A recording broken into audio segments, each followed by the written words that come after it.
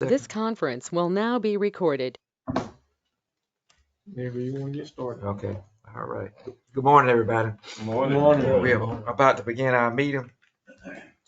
Do we have any volunteers for the prayer? I'll take it. All right.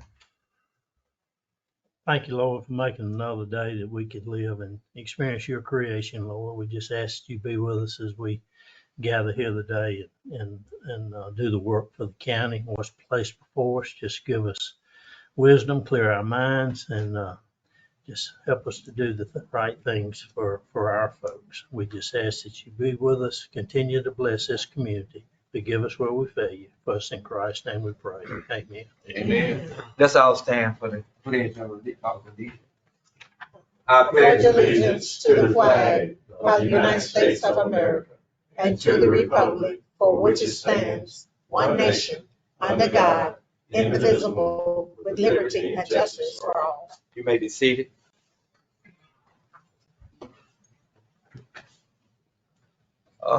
We have a proposed agenda before you. What's the pleasure of the board? Yeah, I would like to add, we've got the funding request from the Middle Georgia Regional E911 Authority, so.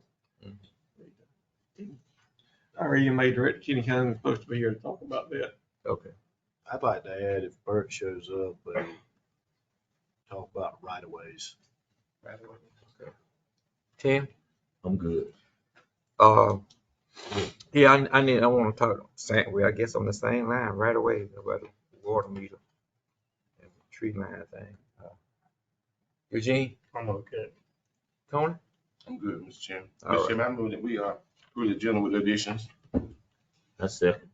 It has been motioned and second. All in favor by the show of hand. Okay, that motion carried. All our minutes were emailed or mailed to you. What's the pleasure of the board? Move we adopt the minutes as recorded. That's second. Okay, we got a motion and second on it. Do we have any discussion or correction on the old minute? If not, all in favor by the show of hand. And that motion carries also. Mr. Steve, it's on you now. All right, sir. Let's go down the list. Okay, we gave out the financial report for the month of May at the last meeting. Any questions about it? Get with me, Linda, or Misty, and we'll try to answer them. Yeah, we just got plenty of excess money this year, right? No, sir. It's that time of year where money's getting mighty tight. So, let's see. Item number 3, just a reminder, we're allowed to have 2 representatives on the Middle Flint Health and Wellness Board. Currently have Ms. Betty Lamb serves, and the other position is vacant. Are there any nominations for the vacant position? Hearing none, we'll move along. Currently have a vacancy on the DFAX board. Are there any nominations for that vacancy?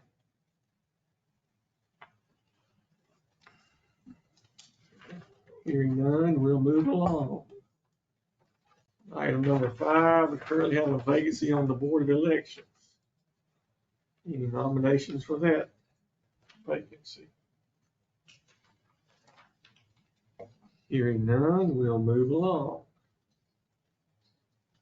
The proposed abandonment of a section of Leary Road. This is the one we advertised a public hearing at our last meeting 2 weeks ago. We held the public hearing, but then tabled taking any action on it because there was an issue with all the notices getting delivered by the mail, by the post office. We've allowed 2 more weeks for them. It's my understanding all the notices have been mailed. We did have one individual that lived on the road, Mr. Ozell Leary Jr., opposed it. So now it's open for the board to, if you wish to take it. The next step would be for the board to decide whether that section of road If you determine that section of road no longer serves a substantial public purpose, you can vote to abandon it. If no action is taken, the road shall remain open and it shall remain a county road.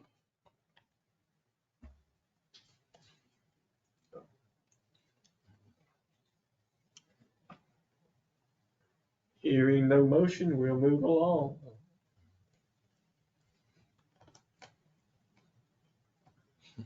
Number 7, we've also received a request to abandon a section of St. John's Road. We discussed this at the last meeting.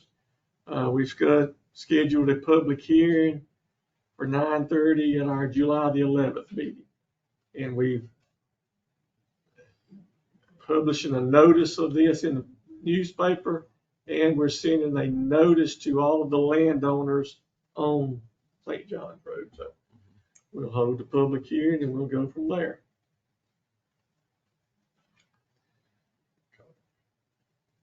Yesterday was a holiday for Juneteenth.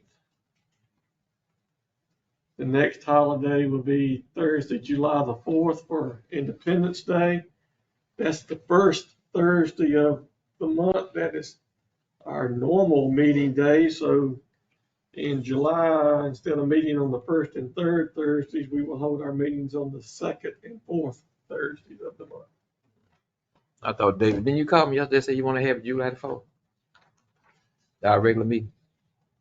Did I want to be here? Yeah. I don't know about that. I'll call in. Oh, boy. And 20. Yes. I hope to be looking at a body of water. Item number 10, Francis Southwell and David Southwell have submitted a conditional use application for parcel 9734. This property is presently zoned agricultural. The purpose of the conditional use is to allow a rural business on the property. The rural business will be a commercial kitchen to cook food for a food truck. The location is 1407 Adams Road. The Planning Commission heard this conditional use at their meeting earlier this month. They tabled it because the proposed location is still proposed for that same parcel, but they changed where they proposed to set it up, and the location they set it up is closer to the front of the property. In an agricultural zone, our zoning ordinance requires all structures to be set back 90 feet from the center of the road. They're requesting it be closer than 90 feet, so that requires they got to request a variance.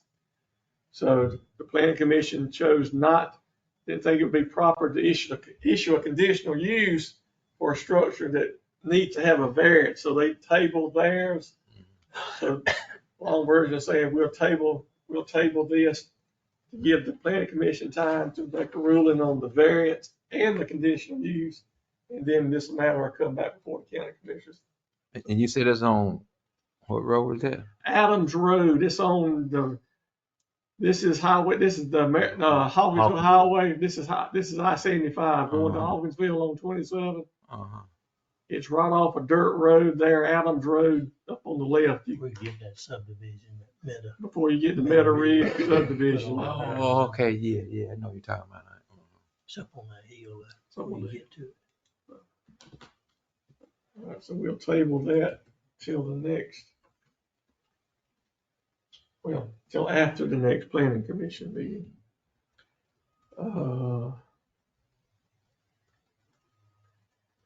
Number 11, just a reminder, the county is accepting proposals for residential and commercial solid waste collection and disposal services. Proposals are supposed to be submitted by July the 1st, and we're projecting to make the award. Give us 30 days, give us a month to review them, and hopefully make award the contract shortly after August the 1st. And the projected date for the contract to start is January 1. I see a lot of different companies out there now. We have been contacted by several that have expressed an interest. Now, how many wind up submitting a proposal? Mhm. Don't know.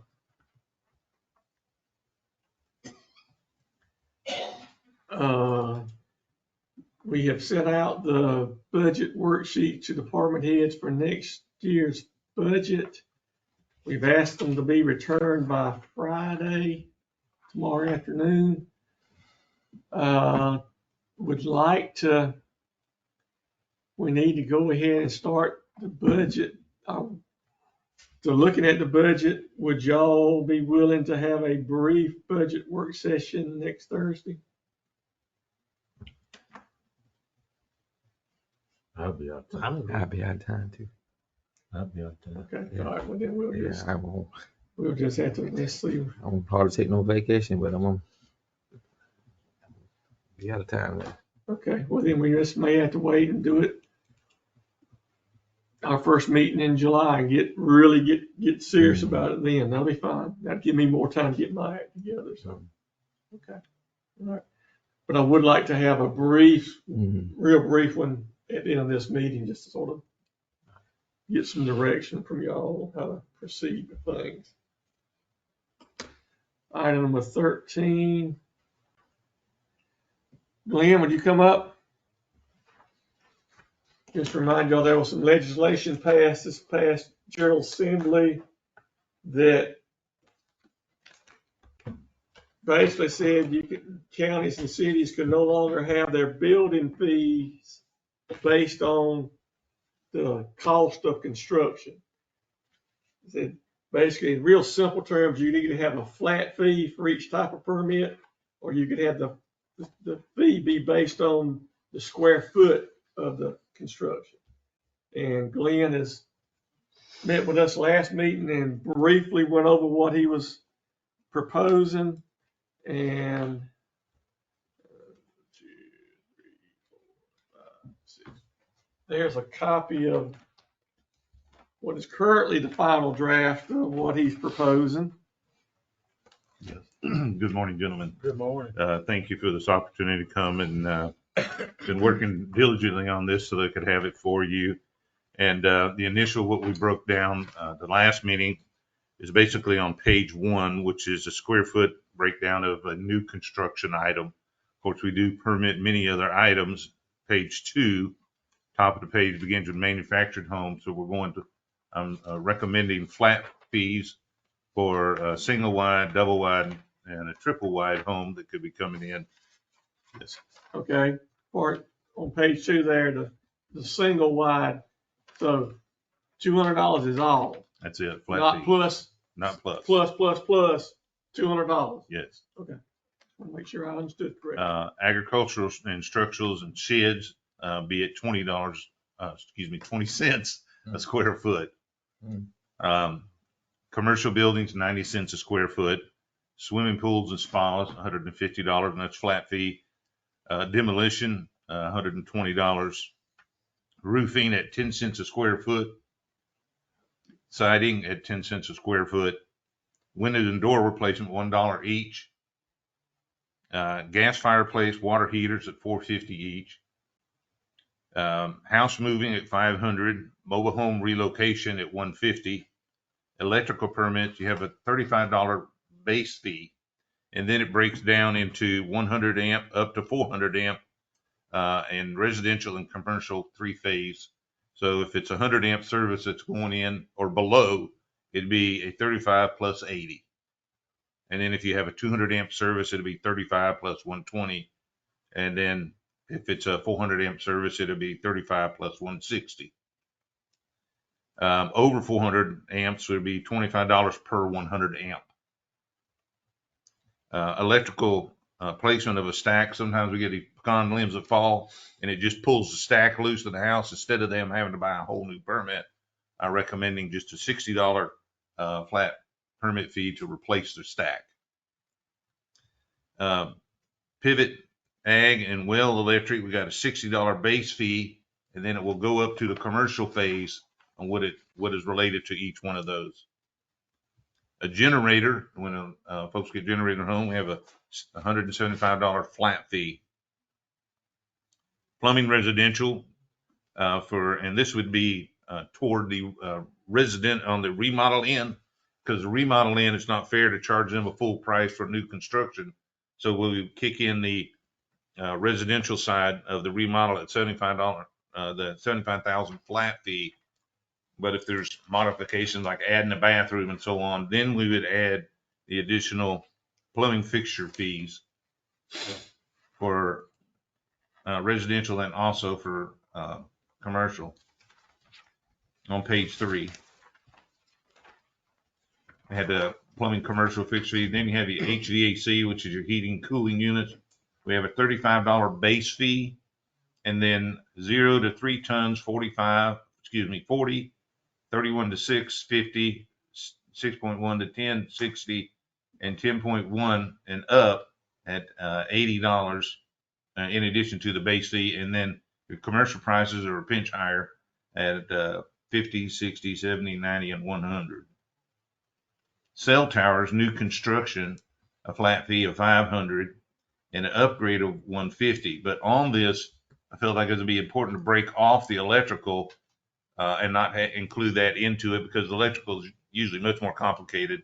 So I have cell towers for construction and upgrade does not include the electrical permit.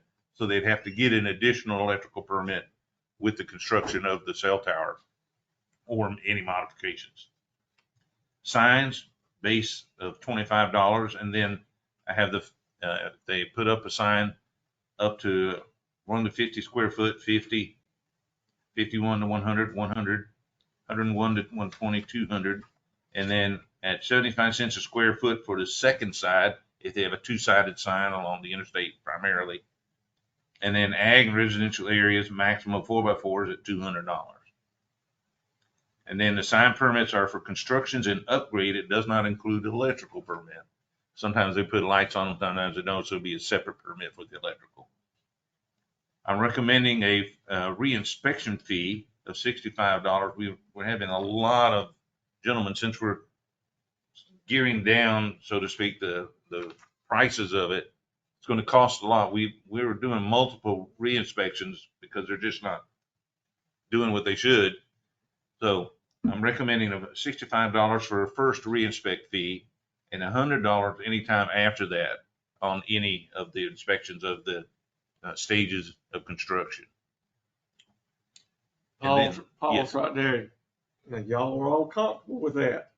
Y'all understand what that's saying? How many? No, I'm not. How many in a build? How many times do you go out there in a new build in certain 22 stages? times is what the normal is.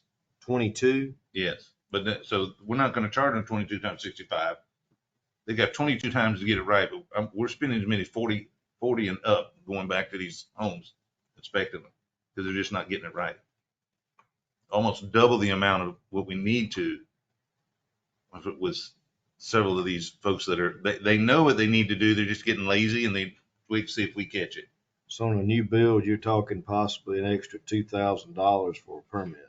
No, I would suspect if we're a new build, 22 inspections are already built in.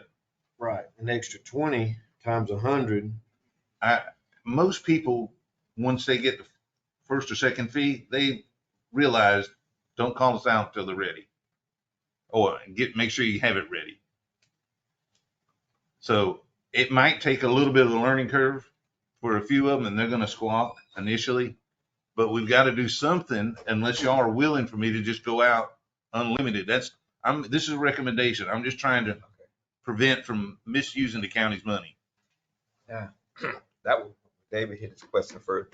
But I say the only thing this is just a recommendation from the state, right? No, sir. Not from the state. Well, this is what the average of the counties.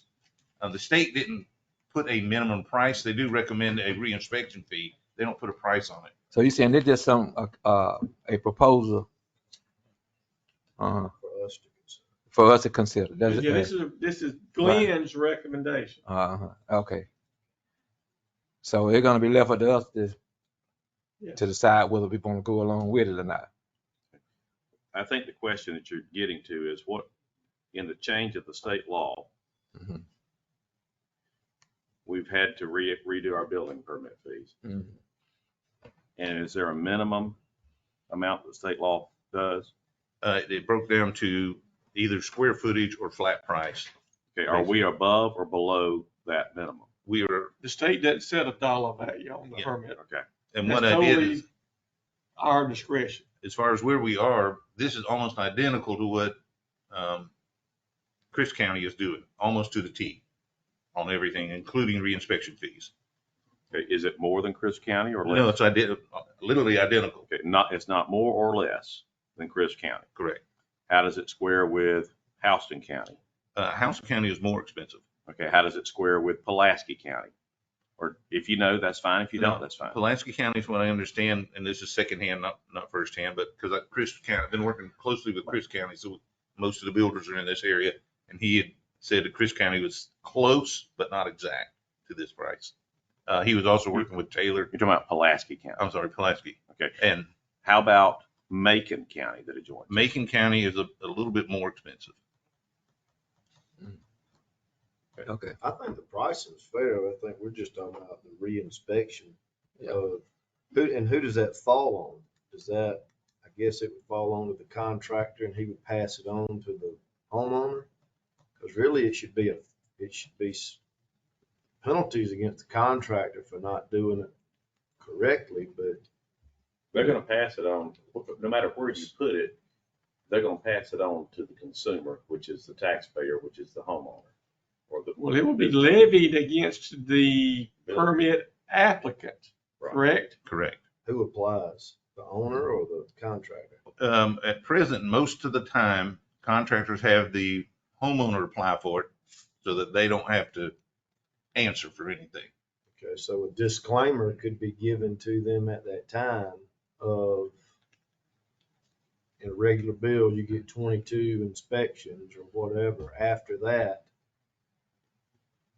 you're notified of why we have to re-inspect. And, because I'm saying, if you start telling the homeowner that the contractor's not doing it the way he's supposed to do, they might get the idea that,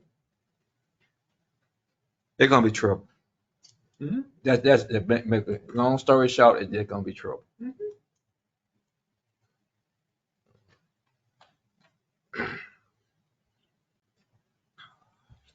In all fairness to this reinspection process, Mhm. I have been sharp and held his feet to the fire in here before. And y'all know I've done that, and he knows I've done that. And I think in fairness, as a gentleman, I must share with you the information that I know. And what I know is I spoke to my cousin Elizabeth at length on something else, and the building inspector came up. And y'all know that she's building a house out there on Penahatchee. And she hired a friend of ours who had built the house for them before, and we're all friends with, Frank Purvis. And she fired Frank Purvis. And it was a tough decision. And what came about is, had Glenn not done his job,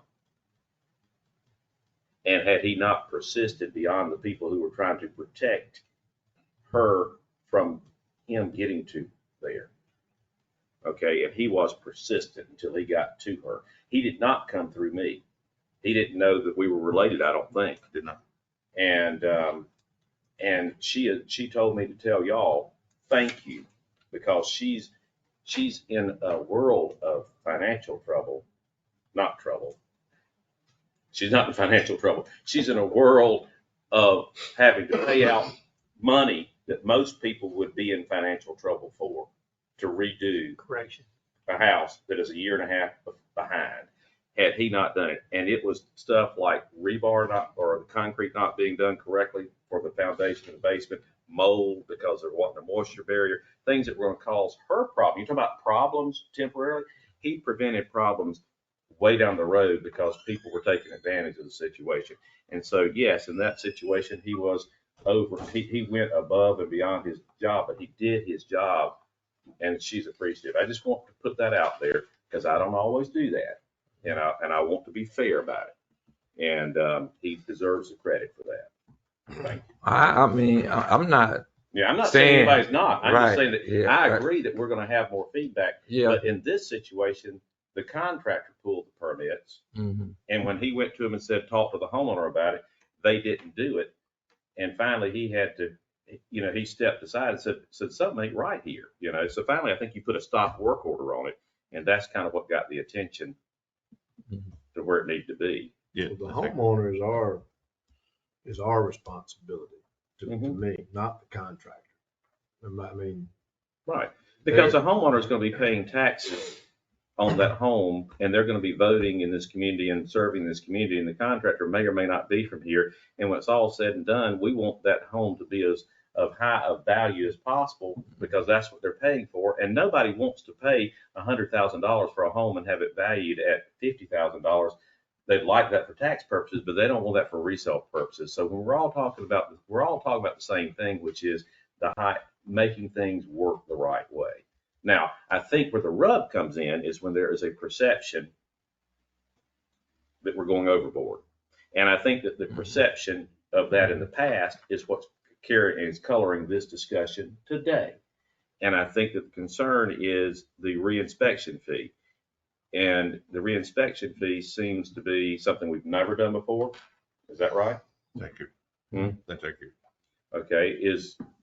What do you think we should do to that? Should it be, what is your proposal? Is it one time? Is it multiple times? Well, the first reinspection fee is $65. Any additional after is $100. And then it stays at $100 every time I have to go back. I like what Commissioner Vixen said, make a notification. So at the time of permitting, it could be a separate notification that I can have them sign and send back. You have 22 inspections for this job. Any above, you will have the following fees added, and have them sign it and send it back, and I could have that on file in case there's any questions. So I think that's a good idea. Right, and Make it more- re-notify them when you do whatever you do after the first reinspection, let them know how much let them know that the additional inspections, if they're required after that, are not ordinary. And if they're required because of the work, then there's going to be a cost, and that gets them I think the big issue is fairness. but I like you going the right way of when you do when the re-inspection's done, the homeowner gets a notification of why, like, okay, shoddy work here, or why you had to go back. Because then they can get with their contractor and And then the software that I use when I'm there and I do an inspection, I take pictures and I denote what's going on. So I can generate just very easily when I get back to the office, a inspection report that will answer all those questions and why it failed. So they'll know why it failed and what needs to be corrected. And that's done on every occasion that since we've been using software, it has that ability. Sometimes people request the inspection document and I'll send it to them, but anybody who applied for the permit, you can log back in and actually see it yourself. It makes it a file on their permit record, and they can go in and look at it and see what's going on. They ain't gonna understand. The homeowner ain't gonna understand. What they hear is what I heard when I had some work done. I've shared this example before with your predecessor was here, and my cousin, who's a licensed electrician and probably a licensed plumber, maybe, was doing electrical and plumbing work. Well, he did the electrical work good in this cabin that I had, but he didn't do the plumbing work up the code anywhere near it. And when the contractor came back out, he says, I got to do this because he's being a beehole and all this other stuff, and made it on the inspector. Well, he was not. He was actually looking out for me. I mean, stuff like not putting the right exhaust stacks on a toilet and, stuff I didn't know. I trusted my cousin. And these other people trust their contractor. And I paid my cousin. They didn't do it for free. And this was 20 years ago, but it's consumer protection. So I think where the rub is about not understanding, I think if we regulate without a monetary issue, we can if we don't have to charge them to redo that, but I think he's concerned about what penalty is there to do that. Let's take the penalty part off for a minute. If we regulate, which is what government's role is here, and make sure it's right without any extra money in the game, then we still have the argument to the homeowner. Your person's wanting to charge you more to do it the right way the first time. Whereas they're gonna then shift, everybody's gonna point the finger back and forth, you know what I mean? Between he's being the jerk, contractor didn't do it right, homeowner's like, I want my house. So bottom line, the homeowner's like, I've got to pay the contractor more money, and now I got to pay you more money. I'm the one out of money. And that's what the concern, I think, is. So how do you get the contractor? The big issue here is we're talking about a situation, I think in most situations, where the contractor didn't pull the permit to begin with. That's in most cases. And Yes. when a homeowner is pulling it, usually the contractor's having them pull it so they don't have to meet some kind of state requirement. They're dodging the system. And we're going to have to just, and that's another conversation down the road. I don't want to go too far. But Well, why don't you do this? Why don't you put some disclaimer language whenever the homeowner comes in and pulls it, you know, and Right. I'm sure you probably have something that says that, but just say, you know, this permit is pulled by a licensed contractor, yes or no. If it's not if you're not using a licensed contractor and you're pulling it, please understand the following. Initial sign. And then they buyer beware. But they now once they pay that fee, they feel like everything that's there is gonna be right. It ain't gonna be no wrong. And then when they start getting into the wrong stuff, then that when, you know, they get all upset and mad. The first red Yeah. flag is when the person you want to do the work says, you go get the permit. But The second red flag is when the person you're doing the work says, could you front me the money to buy the materials? now, if I could, the one way you stop that is require business license for contractors. Because then you could make sure they're properly insured, properly educated, because they'll have to meet state requirements, and that I'm depending on them to give me the information. You know, if the homeowner doesn't, I don't have to get any information from the contractor. If you require a contractor to have the license in the county, which there are some counties that require that, what they're Chris being doing. One of them, right? Chris County is, Don't they require a contractor's Yes. license? yes, And then people think that they have a license to be a state contractor when they're not. no, that's correct. They're not. So, but you could make sure that they have the state license if they have a local license as well. But Chris County is issuing a local license without having a state license, which causes consumer confusion. I've been there and done that. You're right. We're talking about new houses, and these surely all these new houses are being built by licensed contractors. State licensed contractors. Most of them aren't. Or not. Are not. Because the homeowner's getting the permit, or the owner of the land is getting the permit, and he's not even a contractor. You're talking about a ground up build. They're not state licensed. Correct. I can't enforce it without authority to do so, and we don't have something in place to do so. On that, is most of these re-inspections on the ones that are not licensed? It's because they don't know what they're doing. Well, then again, the homeowner's getting a deal already by getting a non-licensed contractor. Pay the piper. I mean, either get somebody that knows what they're doing or learn your lesson. I mean, they got to do it. If you're not going to have a licensed person that knows what they're doing, they got to rely on him to make sure it's done right. And if the contractor's in training, then they'll have to pay the $65 or whatever every time to learn the lesson. This board is about consumer protection. That's what we're there for. That's the governance function of this board. The business principle you're speaking of is caveat emptor, buyer beware, emptor empty. In other words, buyer beware. If you want to save money and you can go that route, you're doing it at a cost. I assure you, the first time we issue that $65 fee, there's going to be a bunch of phone calls. It's just they're not going to think it's fair. They think we're being overly cautious. We're not doing anything above the code. We're not creating any new guidelines, any new rules. Everything will be to code.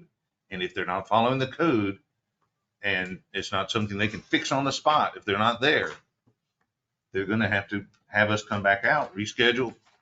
At that moment, we're gonna log in, send them a bill to the person that applied for the permit, $65 for the first time. If they turn around and still don't fix it after gone, now it's $100, and it'll stay at $100 every time until they fix it. But they'll It's gonna know be- that in advance. Pardon me? They'll know this in advance. Well, We'll give them. that- if they're there, many times people aren't there when we go inspect. We encourage them to be there so we can show them. Yeah, you need to write it up too. Pardon Well, I me? mean, what's wrong? Yes, it gets written up. Yeah, it need to be.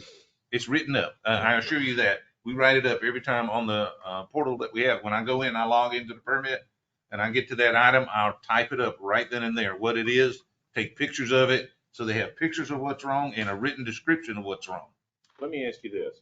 When you go to do your inspections and you're communicating with the homeowner who pulled the permit, how do you tell them when you're coming to do the inspection? It's not a secret. Correct. And do you make an appointment or you send them an email? It's two ways. One, they go into the portal and request a time frame. Right. And there's usually a 1 hour window that will be at their place. And that gets, once they log in and record that, it's locked off. Otherwise, they'll call me or text me, and So then I'll go in and they know schedule. the day and within an hour of when you're going to be there. Yes. Okay. And there's a record of that on that portal. So there's no surprise or notice issue. Normally when they complete whatever stage they're in, they'll ask for an inspection of it so that they can proceed on to the next step. Right. Mhm. So they're That's aware. 122. Uh-huh. That's 122. Yeah.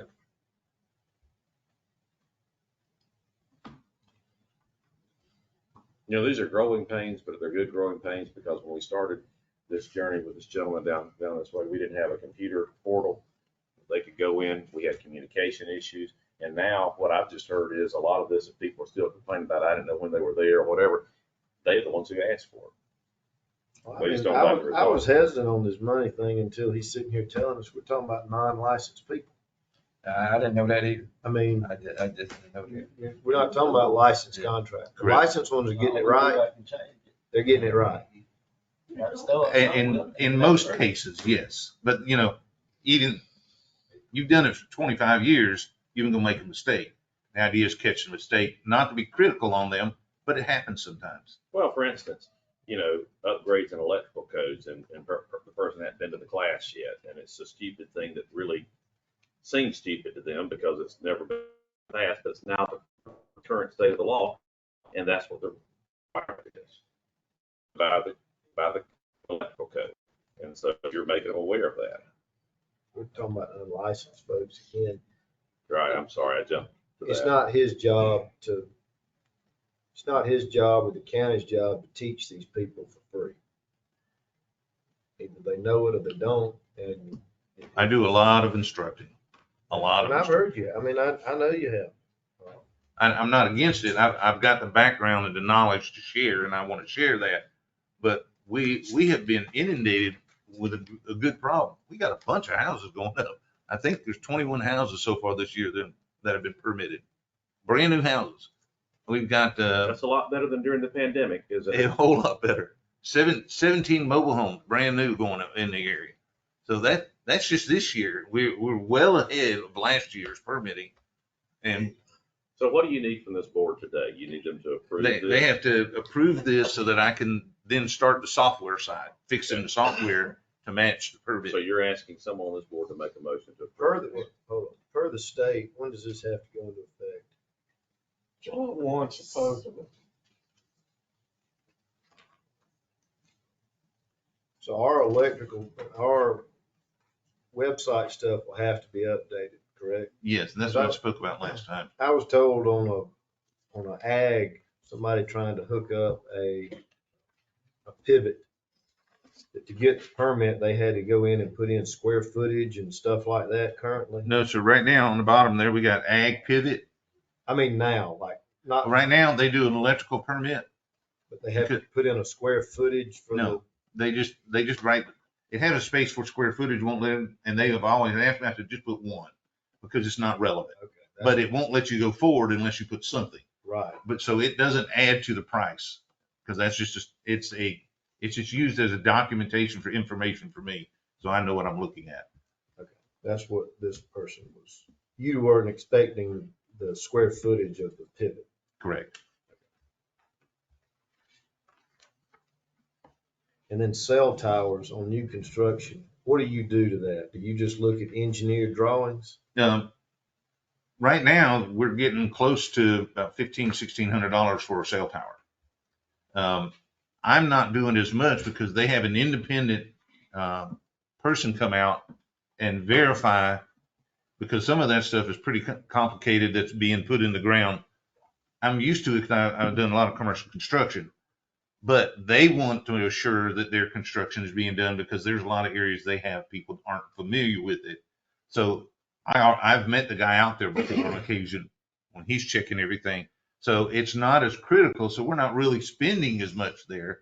So in my opinion, I don't think we ought to charge as much because they have an independent person inspecting them as well. But that's up to you. If you don't want me to make that a higher price, I'm happy to do so.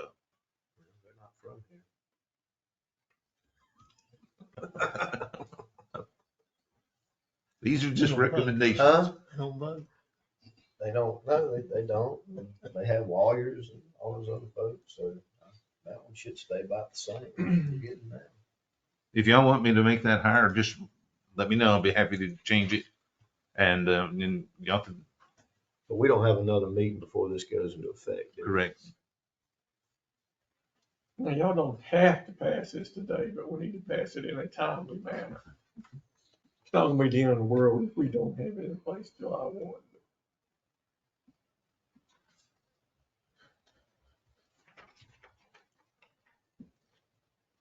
What's the pleasure of the board? I'm satisfied with everything I see. I appreciate the information of, what's happening around us, our neighbors, the research you've done as far as, the counties that touch us. And we got, I'm sure some of these contractors are going in these various counties. So it's good that it's pretty much all on the same level, Yes. With your charges. Now, this only applies to the county or to the cities? It doesn't apply to the cities, but Diana is waiting for us to make the decision, and they would like it. And I understand. I'm going to share it with Unadilla. They haven't expressed one way or another But they all have to conform by to a different way square of footage. square footage and flat rate. flat fees. There's a lot of work going in to get what we got right here. Did a lot of comparison of past permits to get here. What cities do you issue permits for? Presently, I issue for Lilly, Dooley, for Pinehurst, and that's it. So this would apply to those cities. Byronville?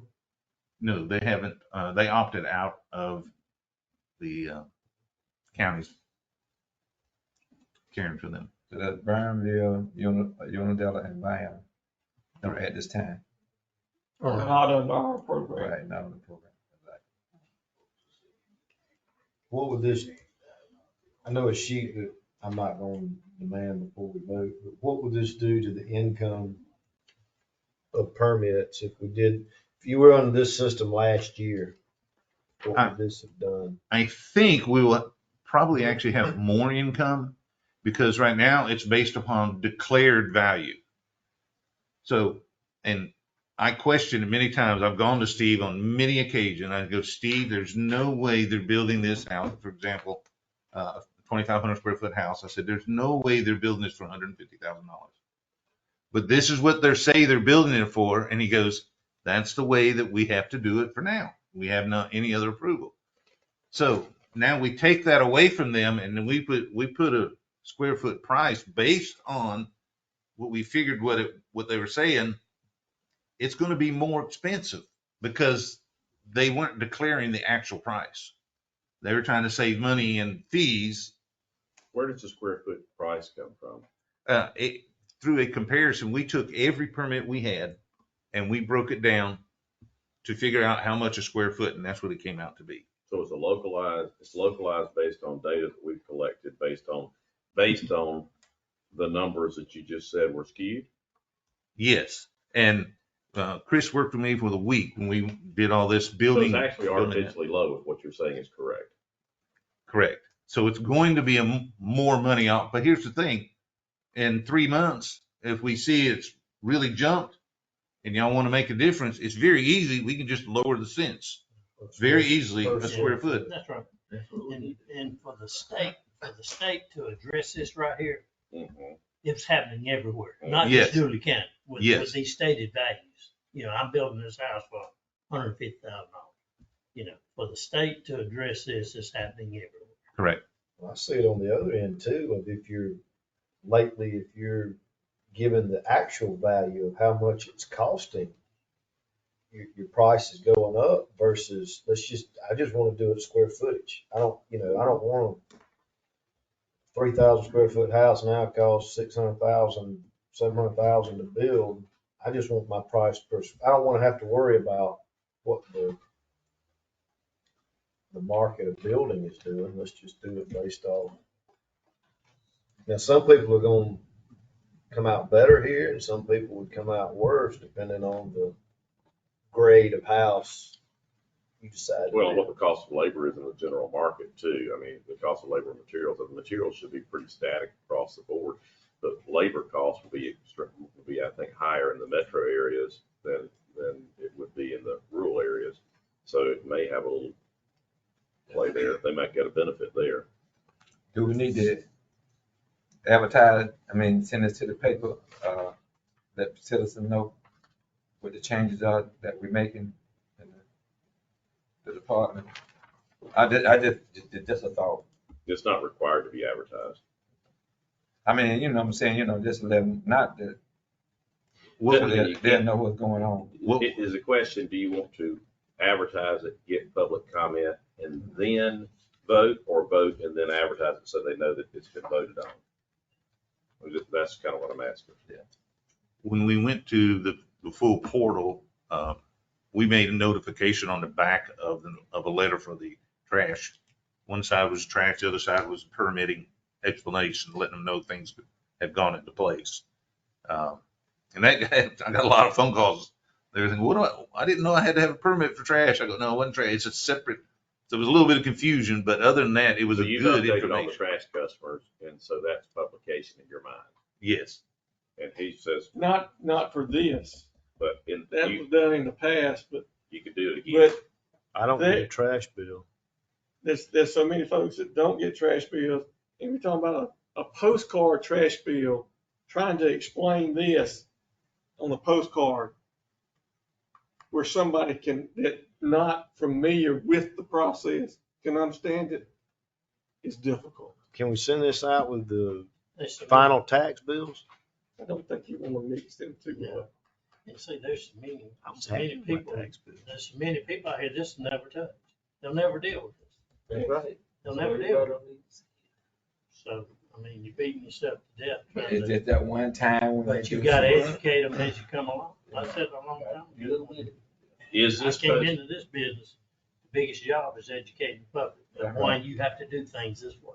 That's the biggest job you have, sitting at this table. Because everybody has their own mind and their own thoughts on how it should be done.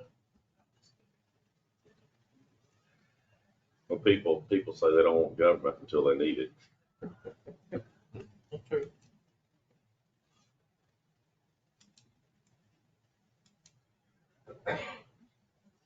Appreciate all the work. Let's make changes as we go. I'd like to see the cell phone tower go up. Go back to what it was, but let's Try to just, start somewhere. yeah, I'll Well, we talking, but just put a motion on the floor, or non-motion, or whatever, so we'll know what exactly to do. A motion to approve it. I'll make a motion to adopt the proposed building permit fee schedule to go into effect July 1. Or as soon as we can get the software Yeah. updated. I've been in contact with the company we're waiting for today's, I'm gonna start working on it heavily today, and our goal is to be ready by the 1st. That's it. We have the motion and second. Do we have any other discussion on it before we vote on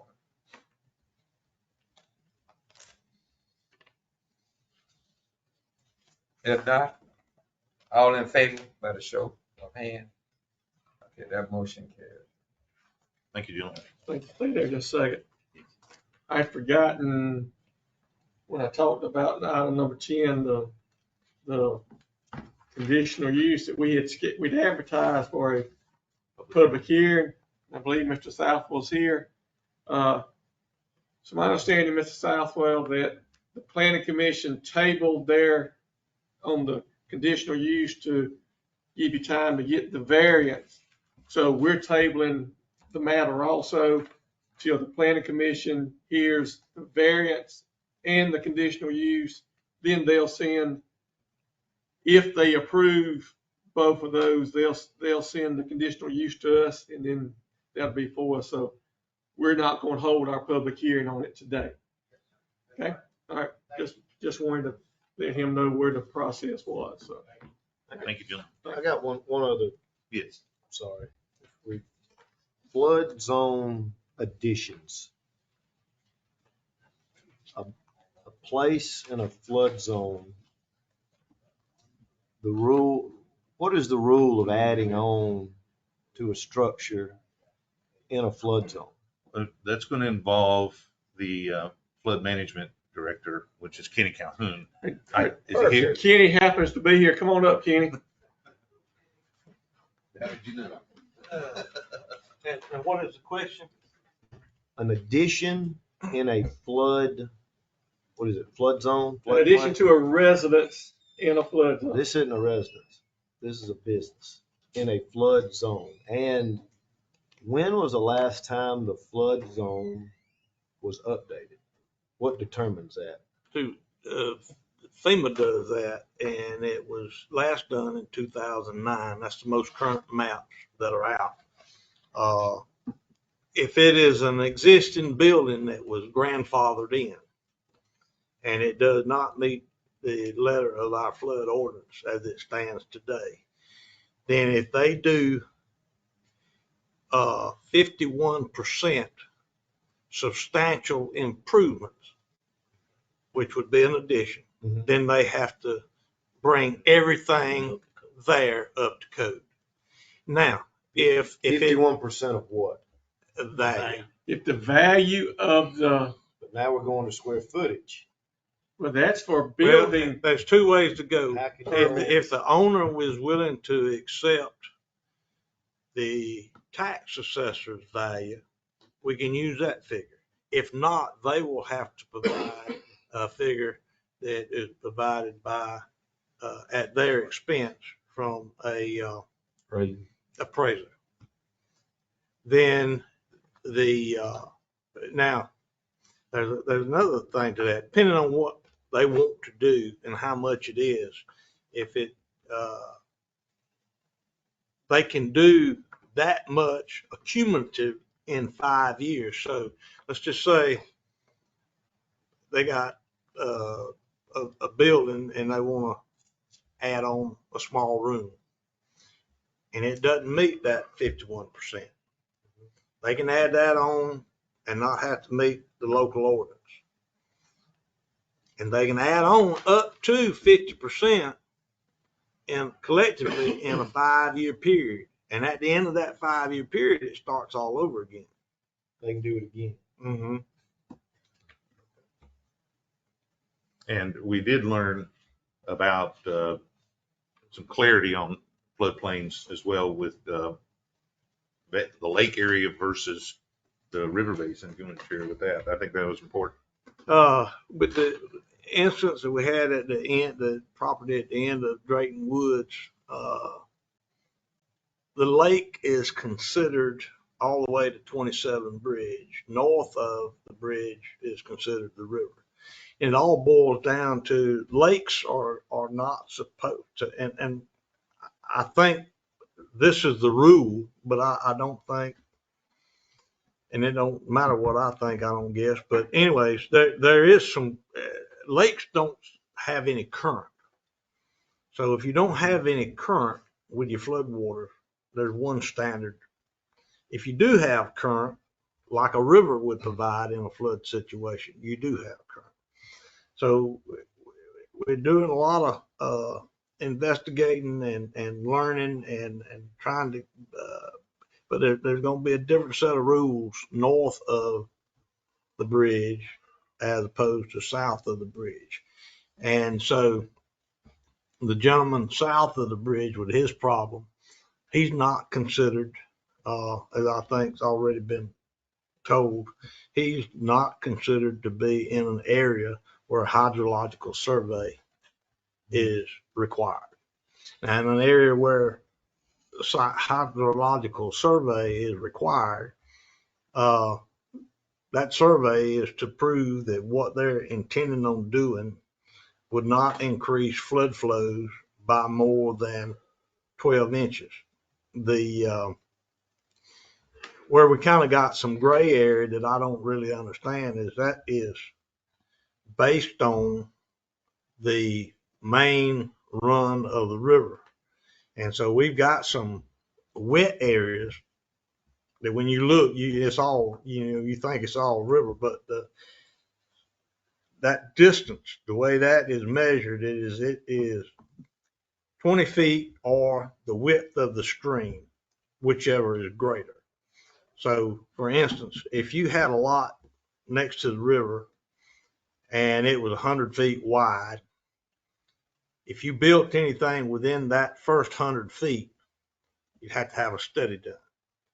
Anything beyond that 100 feet does not require a study. But 100 feet from the edge. 100 feet from the bank. Mm-hmm. And FEMA did provide us with example footing and structural supports for anything above what their minimum requirements are in a flood zone. So that we do have that, and we actually shared it with somebody who was looking to build down there. And so they were like, "Oh, why do we have to do that now?"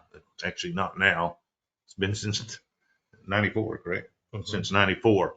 But we did get the example plans from FEMA for what structurally can withstand in the flood zone. Our ordinance is a model ordinance for our type of situation. Now, if we were over on the coast, because of tidal surge and winds and things like that with their flooding situations, that's an entirely different ordinance. But our ordinance pertains to the river and the lake and that sort of thing. And ours is minimum standards as suggested. Then that's what's been adopted. The community can make that more stringent if they desire to, but we have not done that. The only thing that varies a little bit from the basic ordinance is in the Drayton area because of the work that was done after the flood of 94. We do have a base flood elevation established in that area that folks have to build to. You could find that same area in other parts of the county, which is considered a zone A. You can find that same area in other parts of the county, but there's been no studies or no mapping, so there is no base flood elevation. So that goes back to a clause that covers an area that is prone to flooding with no base flood elevation established. Like downtown Pinehurst. Like Correct. Oh, that junk sound like a bunch of crap to me. Thank you. Yeah. On one side of the bridge, we got current over there. You gonna tell me they got a stop sign up there to tell that current, and then over there on the lake side? That's all about money right there. Generally Yeah, I know. speaking, current that's coming down a river doesn't recognize a bridge, and it doesn't turn around and go north and stop the flood. Exactly. Not. What river floods downtown Pinehurst? The river of life. It's It's gotta full be. of life, It's gotta can't you be. tell? But the city of Pinehurst does not fall under our ordinance. They are separate from us. They do not, They have an ordinance in place the same one? and it's identical to ours, but we have no enforcement there at all. I have assisted them They can waive it. in the past. No, they can't waive it because it's a law. I mean, their ordinance has to be upheld. They can't just wave it away and say, well, no, you do what you want to. But we as a county have no authority up there. Now, I have assisted them at their request in the past. But we don't control what goes on in the city of Pinehurst as far as their flood ordinance. And that map changes. If you've got a big ditch or canal coming through your town, it changed on the last map. Prime example is, what's this church name, Bethel? Mm-hmm. Been there for how many years? 160. When they wanted to do some of their addition In the floodplain. in the floodplain down there. And, you know, and it flabbergasted them because, you know, this church has been here, early 1900, and, you know, and never saw water. 160, And, yeah. yeah, flood of 94, you know, you had 26 and a half foot of water from the normal river pool down there Mhm. this way. They didn't get wet, but they in the flood. This Part of little- that This little lot is this in. little ice machine down here, it's in the floodplain. Yeah. And Well- half of that parking lot right up to the sidewalk of the store is in the floodplain. So if you've got a large ditch or canal, you know, there's This, some water gonna come through it. and I don't agree with it, but the new garage around here next to Old City Hall is in the floodplain. Oh, yeah. Well, when I moved to Albany in 96, the flood of 94 had taken its toll, and it's further downstream than we are. I lived in Macon when the flood came through. But as the water went somewhere, as it goes out to sea, the river basin changes. And they had places, canals that were open drainage things that backed up miles from the river and flowed uphill when it had nowhere else to go. Water will find a place to go. Oh, yeah. And it hasn't done it since. But there were places that you would go and there would just be under construction 2 years after the flood, because and you go, what happened here? They flooded. There'd be whole neighborhoods, and they've rebuilt them. And the people that are there have been there 20 years. People have grown up and they have no recollection of what happened, you know. And that's why these things are. And the key back then was people built in the floodplain up the river because people made exceptions for them, so the water had to go somewhere.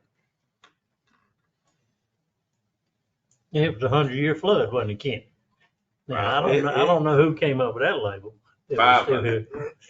We had a But it 500-year was flood. outside the 100-year flood. 100-year flood means that it is 1% chance a year of there being a flood. Okay. So is a 100-year worse than a 500-year, or the other way No, around? it's the other way around. Right, because they were saying it was a 500-year flood in Albany, but then in 98 they had another 500-year flood 4 years later. Nobody can add it. I mean, you can have a 100-year flood today and then water recede and then you have another one the next day. I mean, the 100-year thing, it don't mean it's 100 years between. Right. Anything else? I think we're good. No, we- I'm tired. Thank you. Okay, I think we've talked about that We enough. learned a lot. We'll get back with you in just a minute. Okay, I think I got them. Going to 14. Oh, we got things back up. Yeah, I didn't have everything on the screen here, so let me go back to 14 here, 13, 14. Finley Road. We'll talk about that Right away? right away. Oh, that's on the, I didn't know that was on the. We've mentioned this, we've talked about it, the board's talked about it, and I can't believe this is the first time this situation has ever come up that I'm aware of. But we have an instance where on a paved road, there are some trees that are on the right of way. It's like an 80-foot right of way through there. Well, I haven't been able to find where the right of way was deeded to the county to 100% document 80 foot. Do you have the survey? But there was a survey back 90s. in the 90s that indicated an 80 foot right of way. And I went to Mr. Faircloth, whose father did that survey. They pulled their file and they based it off of a Raines survey, but not off of a deed. And Mr. Raines was known to call the county at the time and say, I'm going to give you 80 feet here or whatever feet, whatever, and just come up with it. And there was also during that time, the state DOT wanted 80 foot of right of way for a short period of time. So the surveyors were trying to do that to help out the county and other people. So it doesn't mean that it was ever dedicated. All right. Since you and I last talked, I had a rainstorm. I reckon I went to taxes office and give me a plat for the parcel across the road. Mm-hmm. And they acquired a copy of a plat from 1961 done by a J.H. Jenkins, and he shows an 80-foot paved road. Where would Georgia Power be able to place their poles and their right of ways? Would they go within our right of way, or they're not supposed to what? Go within our right of way. Georgia Power did this back in 1938, 39. They went to every land lot that they could get and got a blanket permit or a blanket easement, because most of those land lots were owned by a particular farmer at the time. And they got permission to go anywhere inside of those right of ways that they desired at any time in the future. The problem was some of those have been less than accepted out. We ran into that issue with one that they installed at the campground, and they brought that out, and we had a less than accept from 65 years earlier. Oops. And so but they have land, they have in these rural counties like us, they've got these, because everybody wanted electricity, and so they would sign anything to get it. The farmers would, because they wanted lights, and so they took advantage of that situation for the future, and so they can pretty much go anywhere they want to. Across farmland too? Yes. I'm asking that because I know I couldn't understand why in the world these poles running right now through this farm, man. Okay, well, in this instance, or let's just take a generic instance. Let's take Highway 41. Highway 41 has an 80-foot right of way.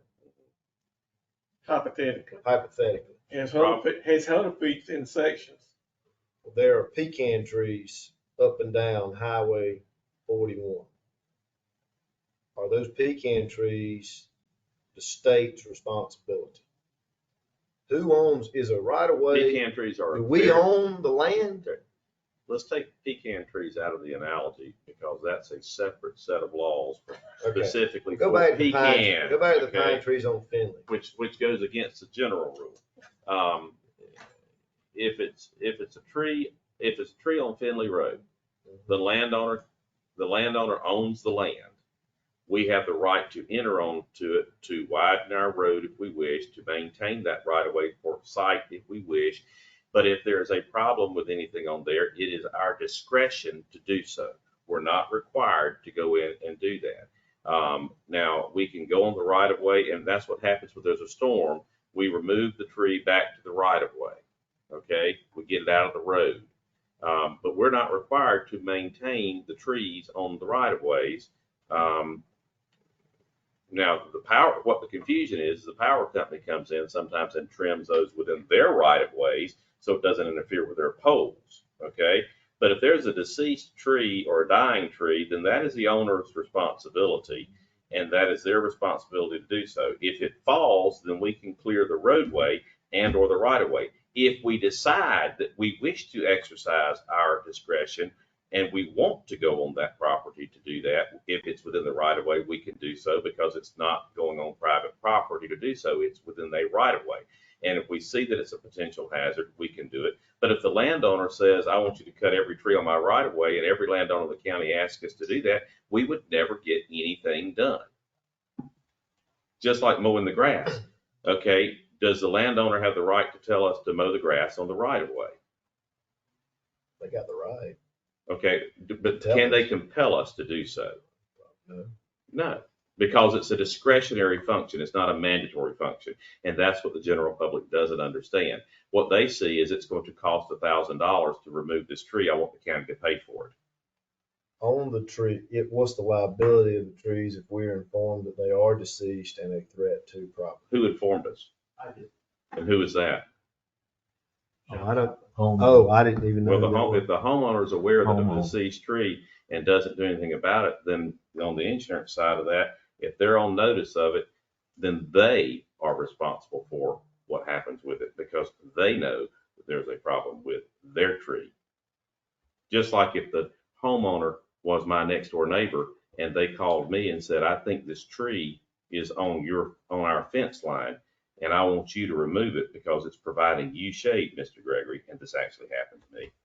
And when you look at it, it's like, well, ma'am, Ms. Parker, this is in Albany.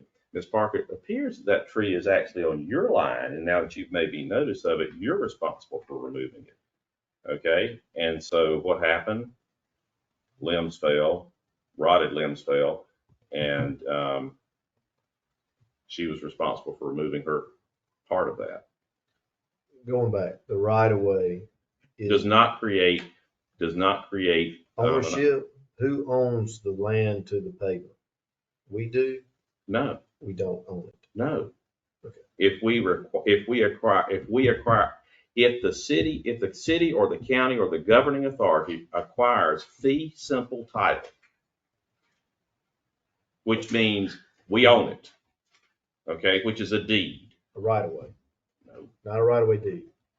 Right of way deed is an easement. Okay. It depends on what the instrument says, okay, and they're acquired in different ways.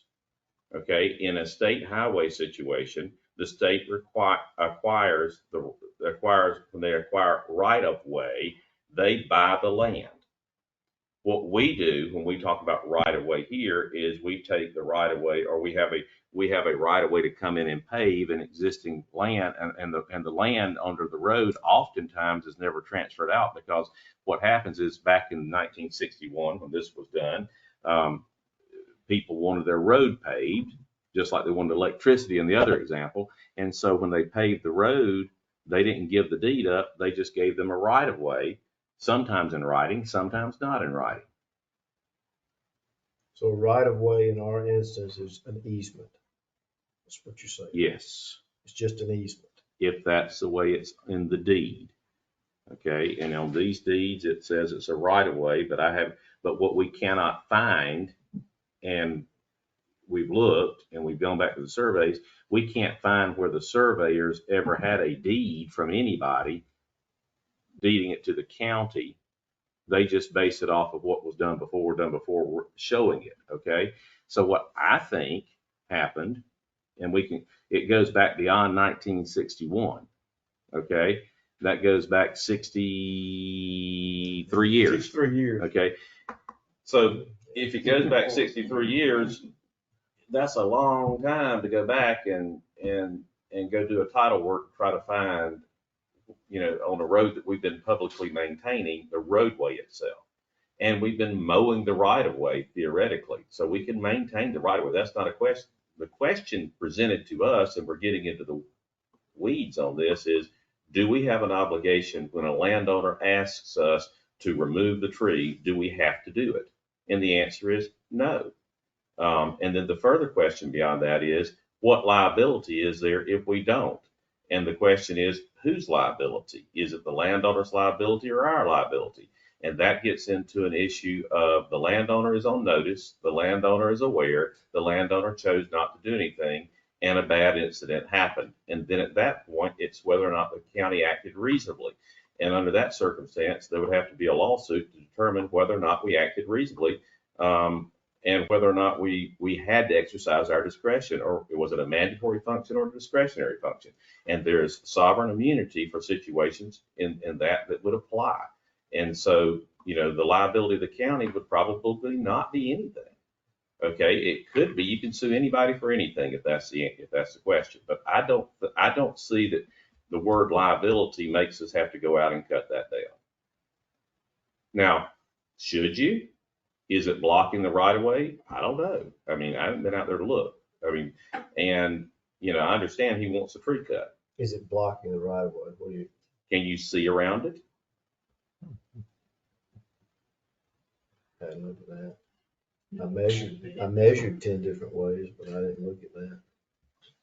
Well, apparently you can see around it because people have been getting around it it's a 100-year-old tree and they've been getting around it for 100 years, or at least it's 1961 when it was there. Yeah. They right there on the land. We don't talk about the tree enough, ain't we? I like trees. Mhm. I don't like dead trees. All right.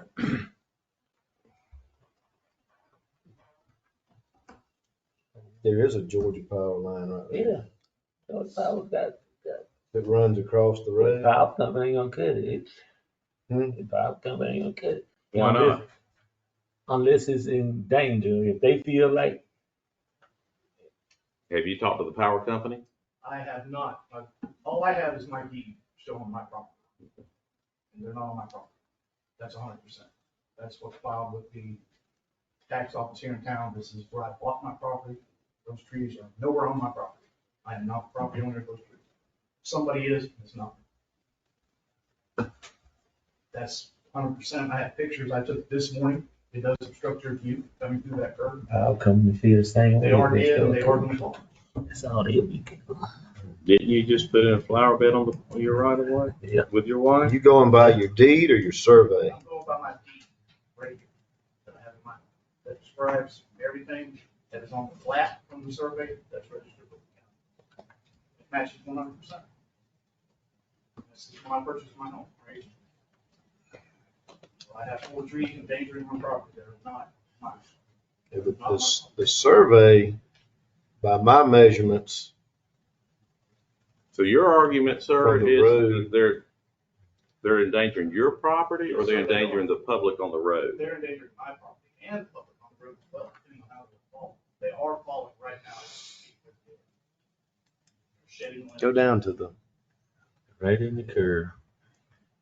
There we go. But my deed matches every. see specification on that plat. the plat, I would have this surveyed again, and the reason, I went and measured. I measured 10 different directions. Measured 14 feet from the northwest corner of my home. Well, if you measure off the 14 feet and you can judge the curb, then you're saying that you're well, It's the 80-foot right of way. Right. There, I mean, the 14-foot stops at 80-foot right of way. So following that 80 feet all the way around, but if you do the 14 feet off your house and then you start looking at the way of the road, tree's still on. I'm not talking about the trees, Yes. your well. Yep. Your well, It's less than 40 feet from the center line. but not off the, I'm saying your 14 feet doesn't match up with the 80 foot off. You Sound might- like me need a surveyor. I don't have a problem with it if nobody else does. Huh? Do you See what mind I- if he comes up and, Yeah, well, you welcome to. I mean, you want him to come up? But the issue is, and it's not that they're my trees, and I want the county to cut them down because I can't afford it. It's the fact that they are not on my property, and they are endangering my property. And I feel that whoever owns that land that they're on should potentially come and do something about it, because they are dying, they're dead. Okay, you assert that you don't own the property. I'm looking at my deed right now. Stop, let me Huh? finish, please. I'll be respectful if you will. Go ahead. Okay? If you assert that you don't own the property, you said that 3 times, I Mhm. get that. I don't accept that as Mhm. truth. I don't accept that as false. Mhm. I hear you, and I'm gonna move to the next point, Mhm. which is, if you don't own it, Have you investigated to determine who does own it? No, sir. Okay. Do you have an idea of who you think owns it? We Dooley County, Okay. And what do you base that on? that right there. I mean, Do you that's have what a deed? I do. The deed's right here in my hand. No, no. Do you have a deed where that property was deeded to Dooley County? No, I don't. Okay. That's what we're talking about. Okay. And so the question is, was it ever deeded to Dooley County? And was it 60 feet that was deeded to Dooley County? Was it 80 feet that was deeded to Dooley County? Because it could either be, Yes. either way. I'm not accepting, just like I said, I'm not accepting Yeah, your I argument. understand I'm not accepting an 80-foot right of way because that's not standard. Okay. And I've gone and asked the surveyor who's retired. I asked his son to pull the file, and I asked him what he based it on. The same question I just asked you. And he said, and he came back with, I based it on a prior survey. And I said, okay, that's not what I asked you, surveyor. And I was just the same way with him. I said, I want to know the deed. He goes, we don't have one. I'll have to look. Well, I ain't heard. And so again, he didn't do the survey initially. From 61, Was that a No, deed? that's a plat. That's just another plat. found you saw a deed transfer showing a 40-foot right of way That was a DOT report from the 60s. from the From 98, I believe you communicated to me. somewhere in the 80s, I believe. How many trees are you contending need to come down? 4. They're 3 all or 4 right there. And they're right in the curve there too. If you're coming from, Where on the 14 feet, sir, so that we can understand No, it's within, it's on the other this other side. side of 14 foot, which way? towards the road, Center away of the from my road. North or south of that 14? northwest, Northwest. right in there where that Right in end there. is. Okay. Would that be 40 feet out from the center of the road, or would that be No, that 20 is feet out from the center The of the road? farthest one from the center of the road, I believe, is 33 feet. The closest one is 26. I understand the right of way issue that's going on, but my concern is that it's not on my property, the trees get in it. question, and that's, I'm not saying that you guys are telling me they are, they aren't, but they are endangering my home. Okay. They're not on my property. and Well, I'm let seeing me what to do. let me you know? throw something in here, and I don't mean to be a pun and throw you a curve. However, there are such things in property law known as gores, and I'm not talking about Al Gore. Mhm. I'm talking about a gore, which is it's never been deeded out anytime Mhm. from the sovereign. So it's a dead space. Right. And I have run into that 2 or 3 times in my career where it's no man's land, so to speak, because this road was between you and another property owner, you being whoever had it from the original land lot. And oftentimes these roads that curve like this in the counties and all went around some farmer's field, and it was usually we call them pig trail or 2 tracks or whatever that then become, a road. And when the state highway or whoever paved it comes through and says, hey, can we straighten this road out? Nope, you can keep it where it is, but don't take any more of my field. Yes. Yeah, and that's how roads get these curves Well, like especially this. in the rural areas. Exactly. I understand that. It's not me, and I've spoken with, I'm sorry, Mr. Mixon and Mr. Sanders also. It's Right. not me trying to be the guy that's riding through the county, looking at this and looking at that, hey, that's not right. That's not my concern. You guys are doing a good job at that. You know what I mean? Yes. But my main concern is my home and the safety of it. And if for some reason my insurance company comes and audits it, they see those trees posing a risk to my home, they're going to want those trees cut down, or they want to modify my policy, and they're not my trees. And it's a really weird area. Well, you bought the house with those trees there. They were thriving and beautiful. And Okay, you bought the house with the trees there. Mhm. Okay, so your insurance company knew the situation at that point, so I Yes. don't know that I accept that.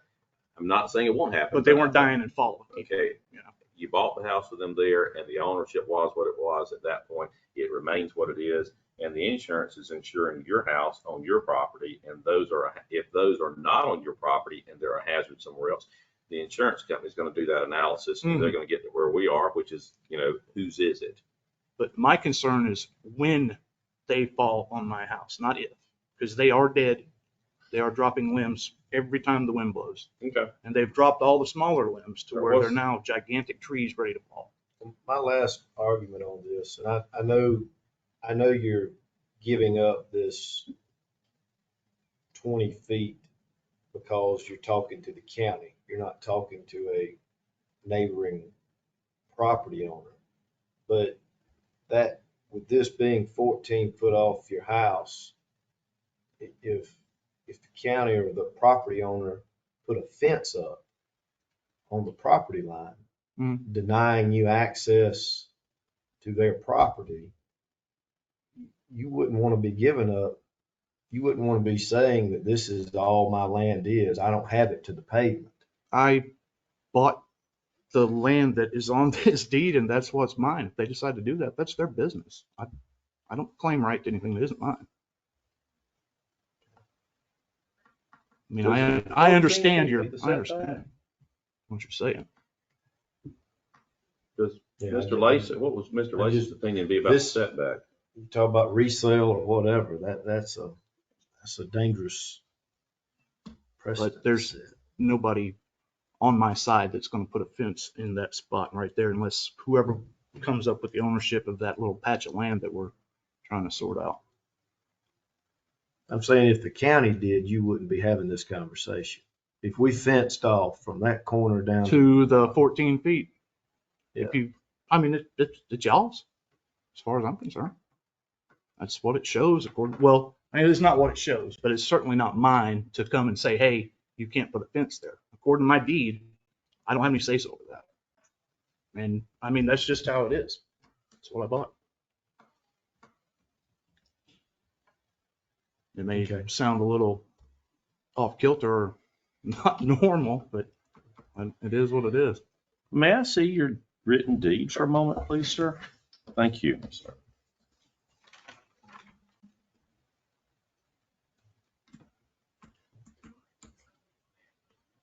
I've compared the acreage to the plat. I've compared it to my tax bill. And everything seems to be pretty matched up.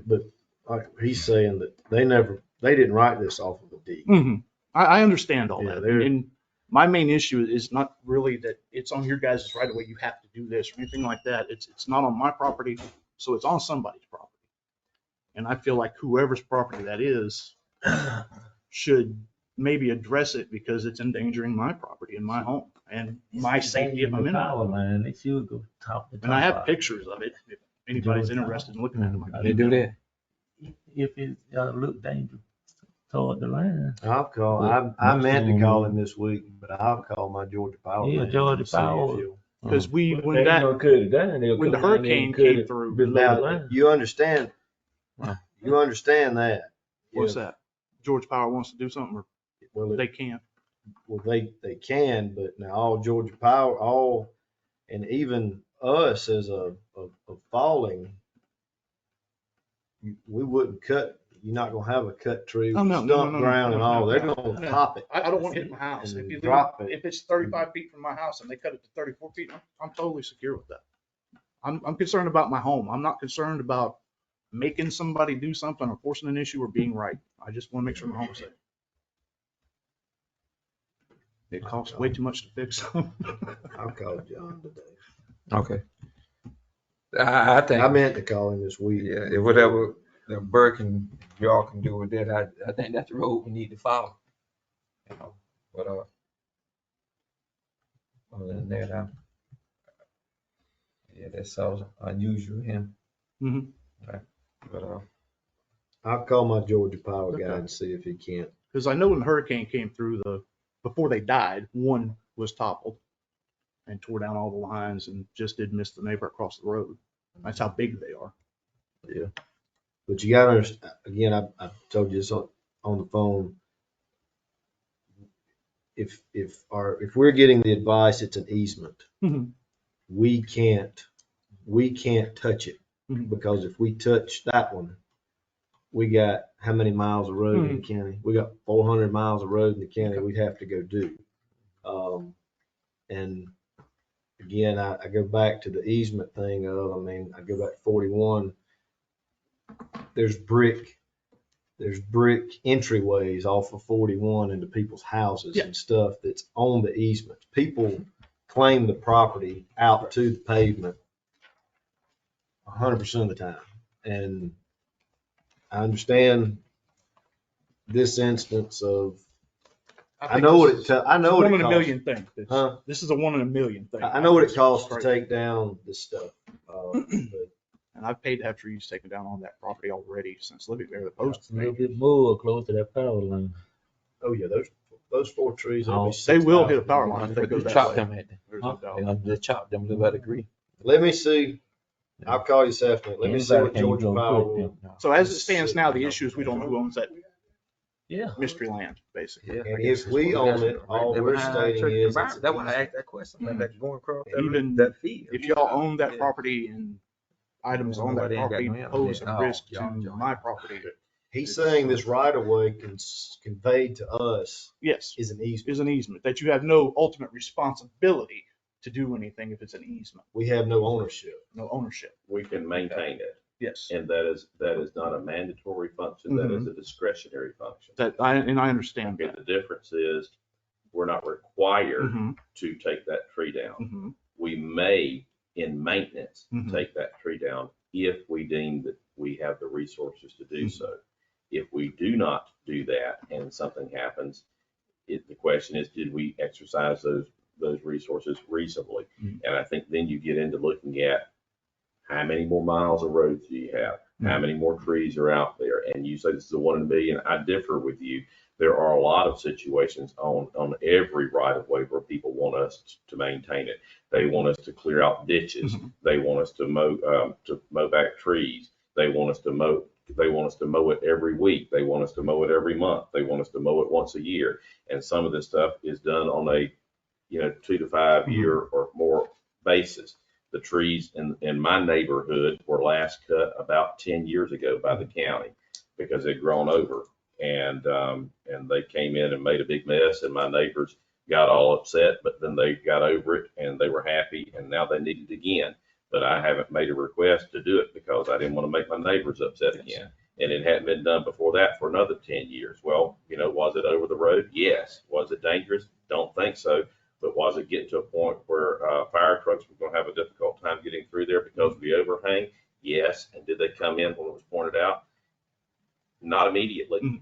And this is before I was ever on the county commission Yes. as their attorney. You know what I mean? Never had anything to do with the county. The immediacy of it isn't, I mean, I'm just looking for answers, so to speak. And not only is it posing a danger to my property, if you're driving that road, if you're coming from How long have they Liberty been Church. dead like this in your mind?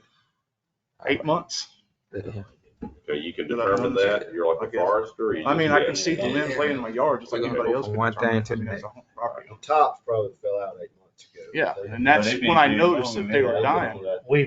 We Yeah, they're eat up with The bugs. tops They come got out of bug these holes. first. They got bug holes all in them. They are slam dead. So this has been going on a couple of years in your mind. Possibly so. I And mean, you've been I there. can't say it hasn't. Okay, when did you move there? I've been living there for 12 years now. Okay.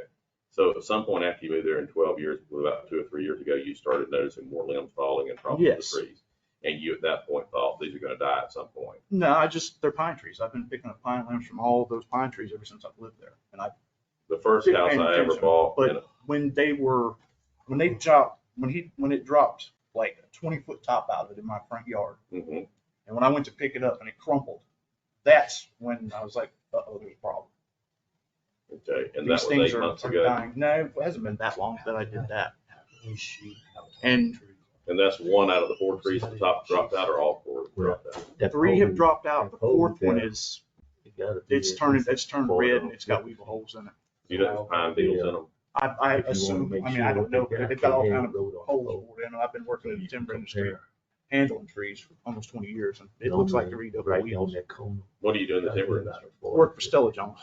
Oh, okay. Extrusion poles. Yeah, okay. Unloading trucks all day long. I get to look at 1,000 pine trees a day. Probably give you. That's a big operation. It is, but I mean, and like I say, I'm not trying to be that guy. Okay.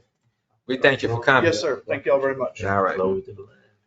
It's one in Byronville I'll since call he you said this that afternoon once I talk to you. Okay. somebody gonna get hurt, killed, or whatever, but it's a tree right behind him on Highway 41, not the Highway 90. That big old pine tree, right there by the, lake line, it's leaning just like that right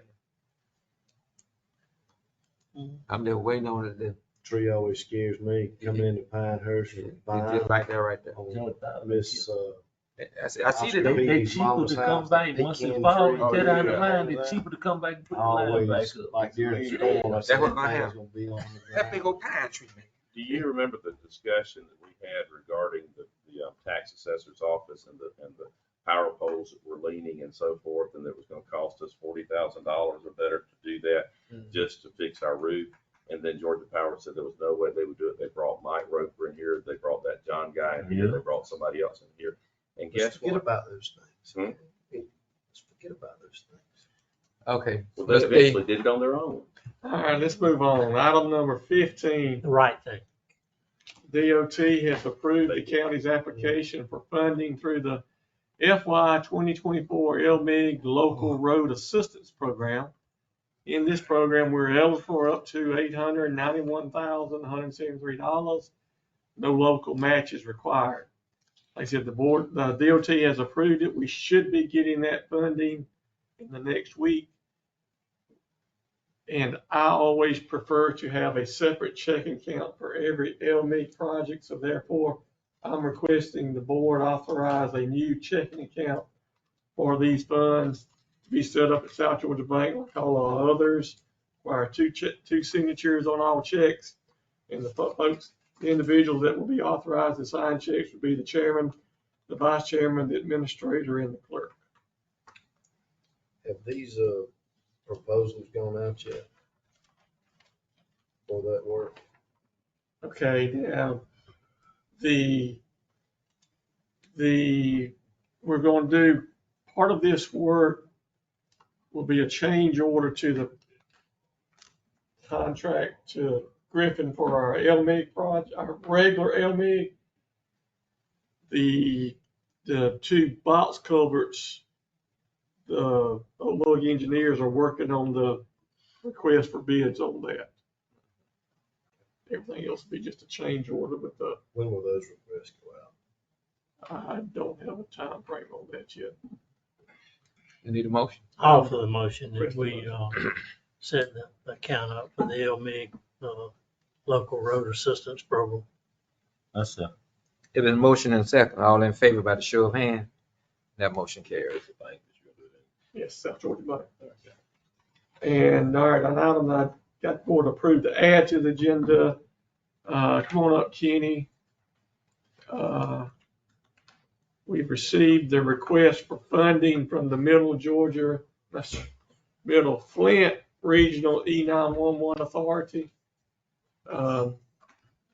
For next fiscal year, Dooley County's pro rata share of their budget is $108,791.40. This represents an increase of $37,662 from the current funding level of $71,000. And I'll stop and let Kenny take I got it. a quick question before we get into the minutia of this.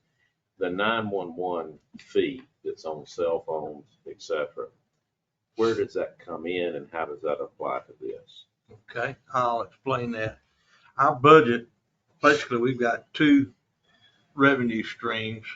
We receive the surcharge money that you're talking about now.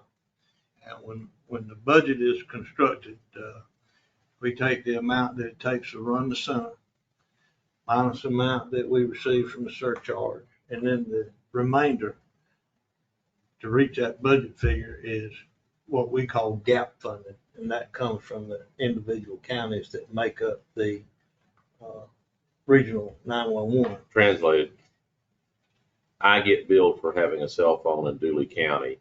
The cell phone company pays the E911 authority. Mm-hmm. And then y'all deduct that, and then what's left, it takes X dollars. And our portion this year is $108,000, up from $37,000. And there's really not much of a choice. We've got to do it. That is correct. No, it's up from 71,000. It's up a total of 37,000. Right. I missed You said that the 911 money now is distributed to the state. No, I'm gonna clear all this up before we finish. Good luck. The monies that is received on phones that are installed in businesses and homes comes directly to the 911 center. The money that is collected for prepaid 911 service, where folks go and buy a phone and then they buy minutes. To the dollar store. Right. They are assessed $1.50 per transaction. Your phone at home is $1.50 per line for the month. But folks that are utilizing these prepaid phones, it is, if you go and buy 200 minutes, there's $1.50 fee attached to the cost of those minutes that is collected for 911 service. If they go next week and buy 200 more minutes, same thing. That money is collected by the state and then distributed back out to the PSAPs in the state based on population. Therein lies one problem. Back in the 2020 census, as you all know, Dooley County basically lost 25% of its population, which I don't believe. But we have to go by their figures, and we are cursed with this until the next census comes out. But all the small rural counties were affected the same way that Dooley County was. Now, I'll mention the folks that are in our region, which is Dooley, Macon, Marion, Sly, Sumter, Talbot, Taylor, and Webster. So all of these counties were basically affected. And so we lost 25% of that prepaid revenue. Okay, so then I know this is a substantial increase, but what we're facing is in 2027, we've got to make a major upgrade. And by today's cost, which will probably be up by then, it's going to be $1 million plus. And so a portion of this, which Dooley County makes up, let's see, 11.7% of the total of this budget. That's all that we're contributing. We're contributing less than 12% of this total budget. So you got $1 million budget, roughly. So this additional money that all the counties will be kicking in is going into a special project spending fund to help cover the cost of this upgrade. And we've got about $500,000 towards that right now. And even at this rate, between now and 2027, we'll still be 200 or so thousand if the costs don't go up short. But we're looking for alternate revenues and means of funding, financing this project. So, but we've got to prepare for it. And so that is basically the reason for this increase. This major upgrade you're talking about in 27, how does, and I don't know what I'm talking about, but I did sit on a webinar about Next Gen 911. We will be, and we are now, we will be Next Gen compliant. There is no set time that Next Gen will take effect. Dooley County, I'll share this with you, and I think we probably already have mentioned it, but we have done quite a bit of the work and mapping that it'll take for us to do Next Gen. We were on a pilot project that was paid for by the state. A lot of counties that were not a part of this pilot project,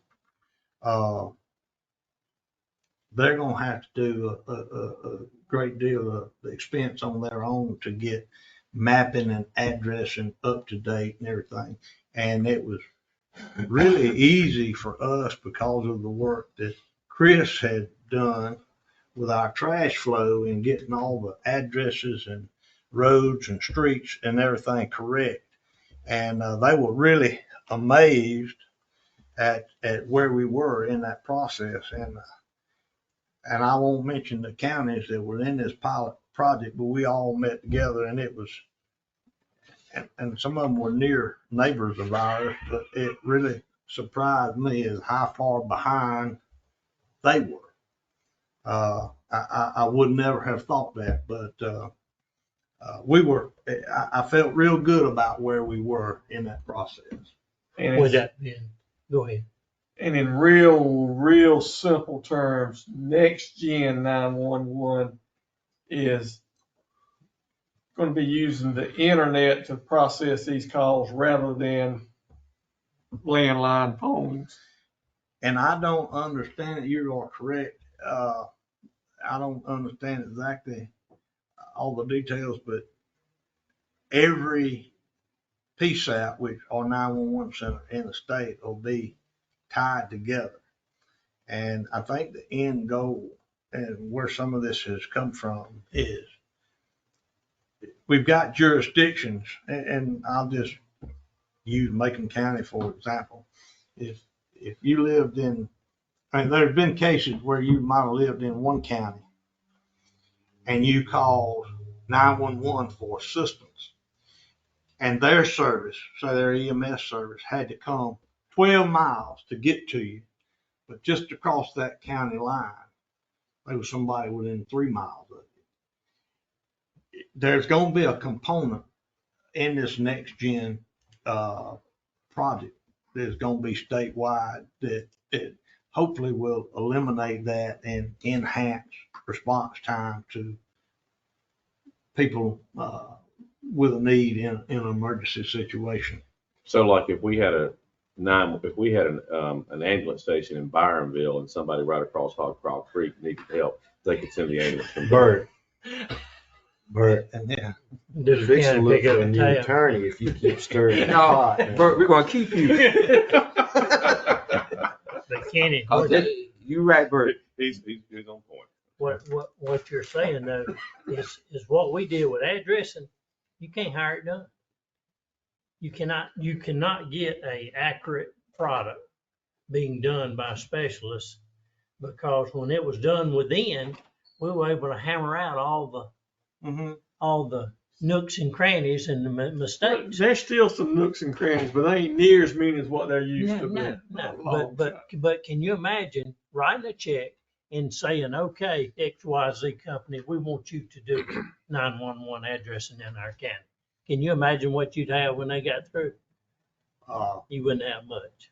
Well, that is the way we started, and it was, I mean, we had nothing in the beginning, but we, in an effort to try to get where we could keep up with trash cans, we came up with a product that was multifaceted. And Well, we knew it was going to go into other areas. That was a progressive move. It wasn't something that just fell in our lap. right, That was being very, very progressive. And that's one of those counties that are amazed at what we have. They're amazed that we've been that progressive. that's it in a nutshell. That's But right. Back to the Dooley County's 11% of the, responsible for 11% of the budget, in simple terms. Right. That based on population, Based on phone lines, or what? It's based on number of phone Number of landline phones. landlines. Landlines and cell phones, or just landlines? Just landlines. Shoot. To address the cell phone with the fee, right? Right. So, and just another caveat to that is that with this increase across the region, it's going to generate about $113,000 a year, and that will go in a special project spending fund just for this project. It's not going to go to any other service that we provide. The addition. Huh? The majority of the addition. Well, the upgrade. This is going solely for the upgrade. It won't be used for salary, or it won't be used for maintenance or anything. Is the upgrade totally to be prepared for next gen, or is it upgrade for other? No, it's just basic. I mean, it's moving forward with the technology, and it has surprised me But when we bought the system, they told us about what the lifespan of it would be. And what happens with the use is, of course, things wear out and they change. And when you get to the end of its life, the vendors, because things are changing so rapidly, they don't provide any support. So basically what you get is you get to a system that is degrading. And then all of a sudden it goes down in the middle of the night and ain't no parts to be had nowhere. And then you just a dead duck in the water. And in the business that we're in, we can't afford to be non-operational. And you know, if we were trying to do a standalone situation, our total input wouldn't cover 3 dispatcher salaries and benefits. Would not cover. How many dispatchers would we need for just a Dooley County 911 center? Probably a minimum of 4. Bare minimum. We'd have to have the same equipment. Mm-hmm. So, with the amount of population that we have, we would need 4 dispatchers. Well, you got, if you run 12-hour shifts, that's 2 people Yeah, per you got day. right, 24, yeah. It doesn't but matter 2. population. They gotta be there all the time. You take more than 4. Yeah, you take more than 4 vacation and stuff. I didn't think about it like that, yeah. So I just wanted to explain that to you so that you would understand the increase. And I know it probably comes at a bad time, but to remain reliable and functional, it's something that we've got to prepare for. This is a novel idea. Taylor County didn't have any problem with it at all because they knew this day would come. They had been putting money aside in a special account for 911 upgrades for several years. And so they really were thinking outside the box and were prepared for this. But that was the way that they were looking down the road. You know, 911 is such an essential service, and sometimes it is misused. And we all understand that, and there is a penalty for that. It rarely gets prosecuted. My question is, has there been any discussion with your organizations that you're part of at the state level that have gotten this funding on the cell phone? Has there been any discussion about trying to find another funding source, such as the direct end users of 911? Maybe adding add on to the ticket cost or EMS bills or stuff like that. Has there been any discussion about that? There has been some recent discussions about increasing the fee from $1.50 to $3.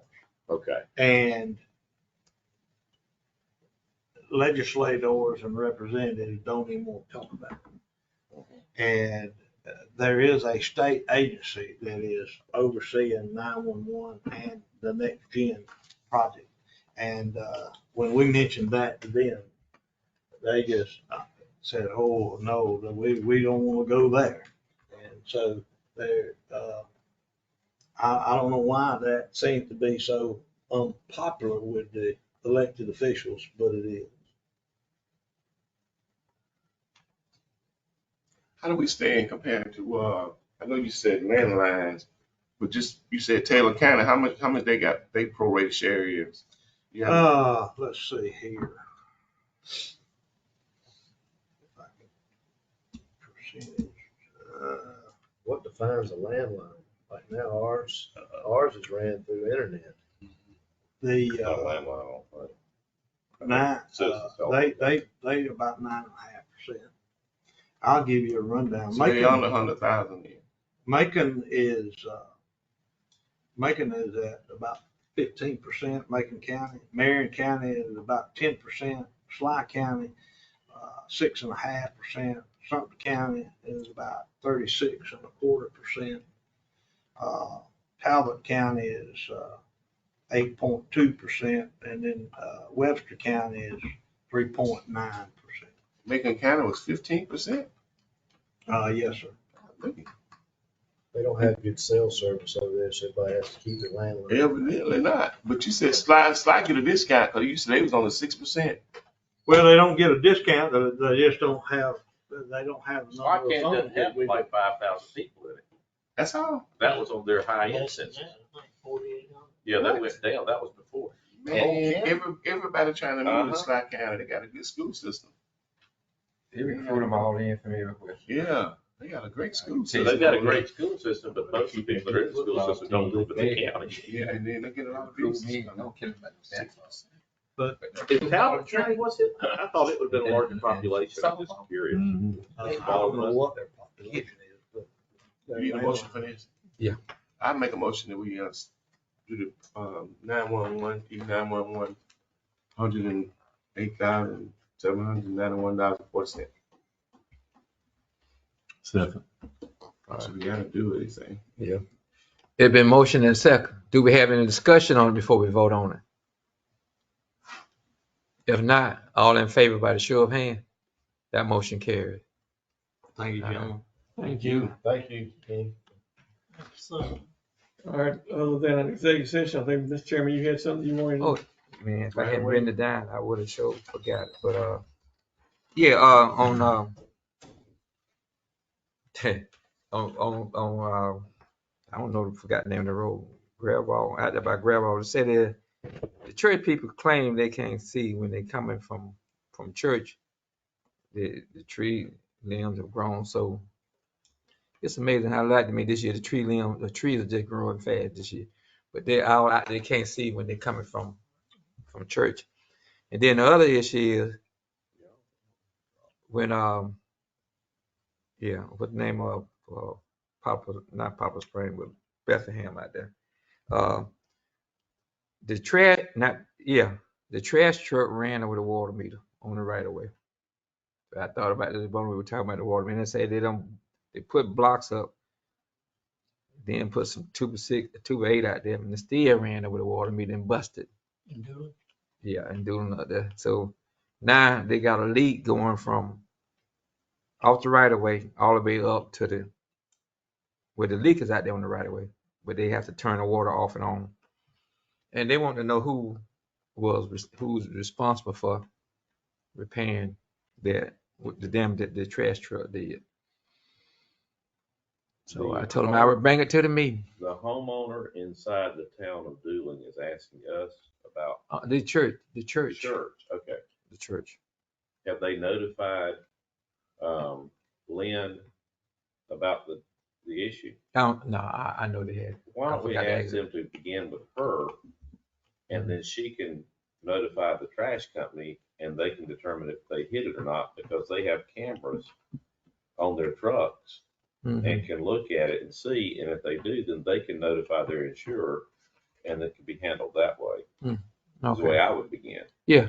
I really didn't know what to tell them. I Right, told I them, mean, let that's me right. get back with you on that issue. If I it is, didn't know. if it is in fact a trash truck, because then it begins, is it the town of Dooling that has the issue, or is it the church that has the issue? Right. Which side of the meter is it on? Or both? Yeah. And I thought about that. I asked them, was it in the city limit? Right. So Yeah. I think I would begin with Lynn. She'll get right on top of it. Right. And, okay. Back to your first, where you said on grab up, but Yeah, coming from off what intersection are we talking about? the same church. What's the name of that road that Bethlehem Church is on? Bethlehem Road? Bethlehem Road. Yeah, probably Bethlehem. Well, this is Right there, Graball. Graball, yeah. This is Graball. This is Highway 90. This is Graball. And then that's called Bethlehem Road there. And I'm assuming that's where Bethlehem The church is is. located. Right there. So Where you're the talking about cursor. at the intersection of right there. Bethlehem and Graball. There's some Uh-huh. limbs obstructed. Right, they can't say they can't. Church people, yeah, they don't got that good religion. They can't see when they come out. It be some. Well, you talking about some? I don't know what they're doing up there, but it be. That's one of the most heavily populated churches on Sunday morning. Some folk go to that church, boy. Is Zacchaeus up in those trees? Moving right along. I got one more. I got one more. Got a wide head. Okay, I went to the went to the landfill up in Macon County. And, you know, I was so tickled to death to get to the dump my load of trash. And the doggone man, I got ready to pay for the trash. He told me, said, you can't pay with that check, man. Where you from? I said, I always paid with a check. Down here you won't. So he said, how can you pay for it? It really didn't make no difference because I had dumped the trash anyway. So I had dumped it, so I was gonna leave one way or the other. The trash was gone, but everything had to be by credit card. Now I've heard of that. Me too. Yeah, man, it hit me because I've been up there twice. I had to call my son up and say, hey, man, you need to, give the numbers off the card or whatever, because I'm so used to grabbing out a check and paying for it because I don't deal with no credit card. But I would just that's highly unusual right there. I mean, yeah, as long as they get the money back to me, that ought to be. I can understand some of the reasons why. Well, places now they won't take cash. Right. There's a lot None of of these schools will. Yeah. a lot of the restaurants won't take it. In Atlanta. But that ain't. Let's suppose I steal it. Well, they ought to have a sign up there letting you know ahead of time before you dump the trash. Yeah. It was a little sign in the one that after I had dumped the trash. That's the And first then- time I've heard of that. Yeah, but what if I didn't have nobody with a credit card to pay for the trash? Now what would have happened then? Take debit. I ain't got no kind of card. Who the sheriff is, money? He the man. The new sheriff. Yeah, but Mr. Barron, I feel like I owe you an apology because I started this and now your friends and your colleagues are coming after you. yeah. I mean, I could have paid him. I would have paid him cash money, but like he said, I can't take no cash. Then I can't take no check, and then I don't have no credit I card. could have Chris County, I always pay with credit card, but Yeah. I don't know if they take a check and then what would they ask me? I get not taking a check because it could be. Yeah, I It understand. could be bad. Bad, exactly. I mean, but shoot, but that puts you at a disadvantage. Now, they won't let me in if I don't come in tarred. Credit card stuff. Yeah. So, but They told me last time if I came back untarped again, that I couldn't get in the landfill down there. You gonna call the DOT on you? No, they just said they wouldn't let me dump. They said I could go back or whatever, but I couldn't. They turn you around. I couldn't come in and dump if I was untarped. Trying to keep to his kind of yeah. I don't want that Well, stuff. I told the one guy, because I've never been accused. I told him, I said, well, I started in Pinehurst. I said, any trash that blew out and Deuce. I know. So I got down. I there. I go to By that the one all time the I time crossed too. the line, all the loose stuff was gone. But, that's it. So I don't know about that situation, about the landfill or what.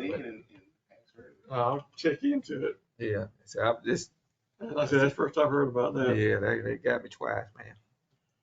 The only thing left on the agenda is an executive session, hopefully a brief executive session for personnel matter.